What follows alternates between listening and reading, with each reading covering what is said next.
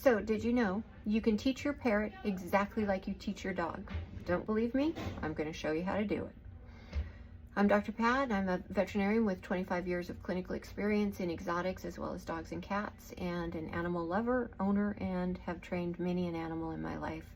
So, what one goal or what one training tip can I give you? Teach them in the box training.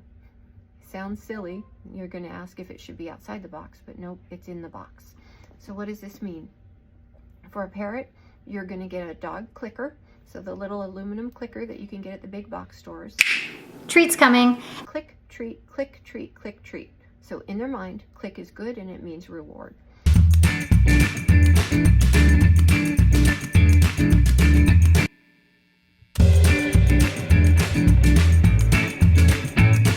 One behavior you want them to do with the box. It could be circle the box, jump on the box, chew the box, walk in the box, doesn't matter. But stick to the behavior you picked. And then you just sit and you be patient. This is the most important part of training any species, is patience. And you wait, and eventually they'll offer this behavior purely by accident. But the moment they do, you're going to click and reward. And they're going to start thinking, and that's our goal, is to get them thinking. And so they may do another few random things with the box, and then they will inadvertently offer the behavior again, and we click and reward. And birds are smart. Very quickly, they're going to catch on, hey, I do something like tap my foot on the box and I get a treat.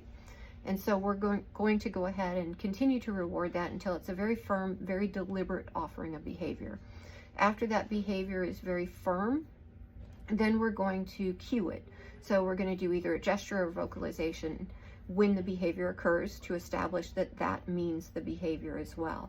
And then at that point, when it's very routine and the bird is always doing this behavior, then we're going to ask or cue the behavior and wait for it to occur.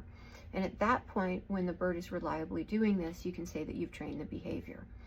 So you're going to ask me why? What do we care? We don't care about the box. We don't care about a silly behavior. So listen to me now. I'm going to teach you the next step, and that's really the important step. After this behavior is really firm, you're going to stop rewarding it. This is hard. They might act out just like a toddler who wants something but can't get it. Be patient, be positive, be kind. So we stop rewarding the behavior and we pick a new behavior in our mind. And it can, again, be any interaction with this box. And we wait for that behavior and we do the exact same process. And then once that behavior is targeted and cued and they do it on ask or on request, then we pick a new one. Okay, so at the end of this, what have we done? We have a bunch of aimless box behaviors that we've trained this bird to do. No, we haven't trained aimless box procedures. We've trained the bird how to problem solve. They've learned that when they don't get what they want, they're not going to be acting out. They're going to be thinking and problem solving and offering us behaviors to get that thing they want. This not only encourages good communication with the owner, but it establishes a very confident bird who is able to ask for what they want and interact with the owner. They're much less likely to be afraid of new things. They're much less likely to act out, much less likely to scream and feather pick and mutilate or bite because they're frustrated. We're decreasing that by teaching them to think and to problem solve, keeping them physically busy, and really making a difference in their world overall. So give it a try.